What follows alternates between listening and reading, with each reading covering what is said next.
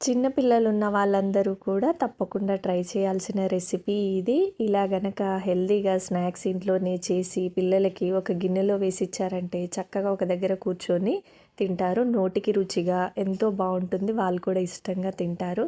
Stove on చేసుకుని ఒక ప్యాన్లోనికి 1 spoon నెయ్యి వేసుకోవాలి. ఇందులోనికి ఒక చిన్న కప్పుతో తురిమిన బెల్లం కూడా వేసుకోవాలి. వేసుకొని బెల్లాన్ని ఇప్పుడు కరిగించుకోవాలి. ఫ్లేమ్ని మాత్రం లో ఫ్లేమ్లో ఉంచి బెల్లం మాడిపోకుండా కలుపుకుంటూ కరిగించుకోవాలి. బెల్లం మాడిందంటే చేదొచ్చేస్తుంది.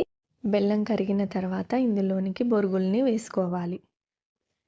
వేసుకొని వెంటనే కలుపుతూ ఉండాలి. ఈ బెల్లం అంతా కూడా బొరుగులకి పట్టేంత వరకు కలుపుకుంటూ ఉండాలి. స్టవ్ మాత్రం సిమ్లోనే ఉంచాలి ఫ్లేమ్ని.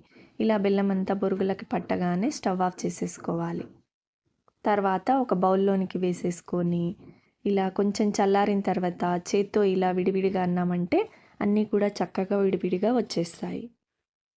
నేనైతే మా పిల్లలకి ఇలాగే చేసిస్తుంటాను స్నాక్స్గా.